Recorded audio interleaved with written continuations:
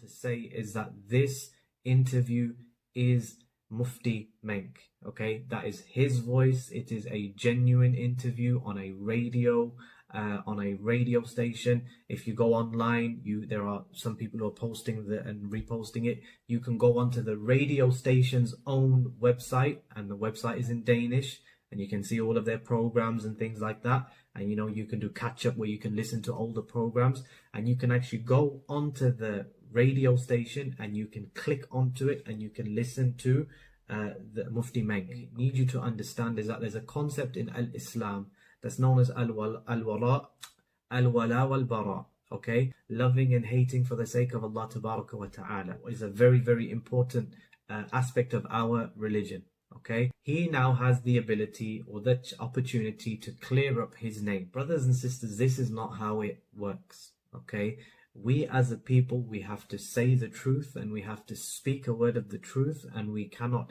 mix the truth with falsehood, and there can't be two versions of the truth. There can't be a version which we give to the people who are anti-Islam or they are anti-us, and then there can't be another version which we give to a people who are Muslim. There can't be two versions of the truth. We have to be a people who are sincere, we are honest, and we are truthful. Now, Mufti Menk was not forced and he was not coerced, and it's my opinion that this is a very dangerous reflection of this individual's methodology. And the woman, for example, asked him, would you shake my hand? I think there were rumors that I actually said that Islam allows homosexual acts, and that's not true. I did not say that, and I'm just clarifying that Islam does not allow homosexual acts. Just like Islam does not allow you to commit adultery. Just like Islam does not allow you to touch the opposite sex who's not a mahram. Just like Islam does not allow so many things, the consumption of alcohol or the consumption or the taking of intoxicants and so on, the eating of usury and interest. Islam doesn't allow these things. I would have no right or justification to say that Islam allows all of that. I think what people misunderstood is when I was speaking about the secular rights of people. So I live as a Muslim in a country that is not a Muslim country.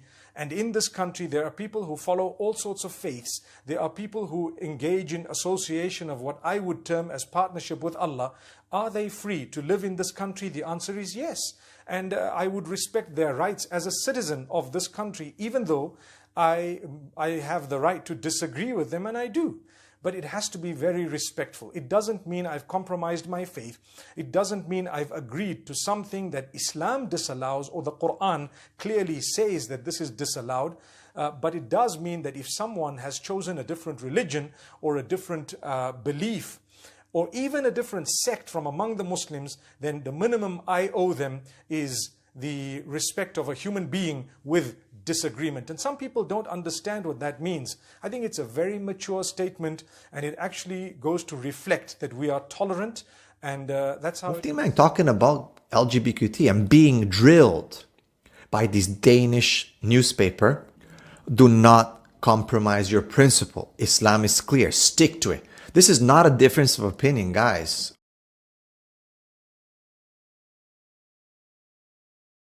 Okay. The first question. Do you believe in equal rights between women and men? Yes, absolutely. Equal rights between women and men. I stand for it, I advocate it, and I agree with it. All right. Is it okay to be a homosexual? If a person wants to be, they are free to be a homosexual. If they don't want to be, they are free not to be a homosexual. But it's not okay to force anyone's opinion on another person. I personally am not homosexual, but I have interacted with so many people who are homosexual. They get along with me just like people who are Jewish and Christian, and those who don't have a religion, and so many other people, Hindus and so many more. Recently, I have more people who have told me, you know what, I am actually homosexual, and so on. So it's a secular right to be or not to be. And this is why I say I am not, and if someone else is not, then it doesn't mean they need to promote hatred, they need to promote, the beating, the hitting, the killing of a person who chooses otherwise. All right. The next question. Can a woman shake hands with a man? Under certain circumstances, yes, she can. You know, in Islam there is a teaching, and it's in other religions there are teachings, and maybe in Denmark there is a teaching. In Zimbabwe there is a teaching. So whatever your teaching is, you follow it. That's it. You follow it. If you believe yes, yes. If you believe no, no. I believe that you are totally free to shake the hand if you want to shake the hand. What's your teaching? My personal teaching, well, to be very honest with you, if I have to, I will. If I have to, I will. Okay. When do you have to?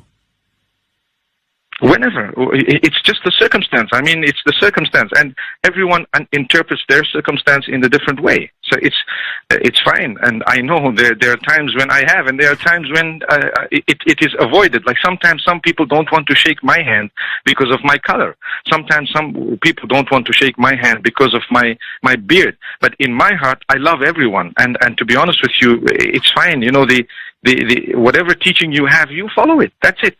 Okay, so I have, to be honest with you, I have. In the past, I have. Where I have had to, then I have.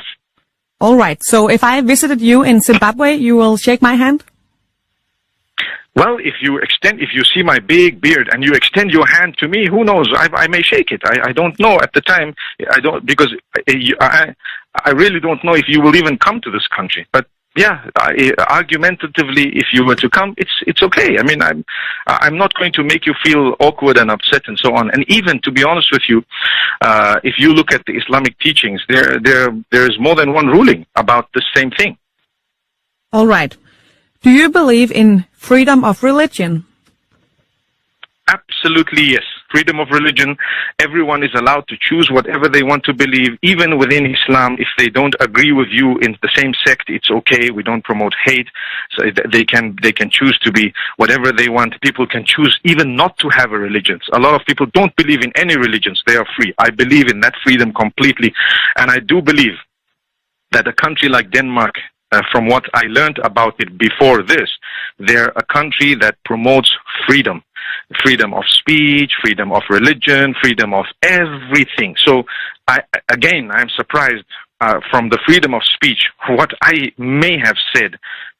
Is it not freedom of speech? Come on. I mean, are we not blocking freedom of speech when a guy says, you know, I disagree with X, Y, and Z, for example?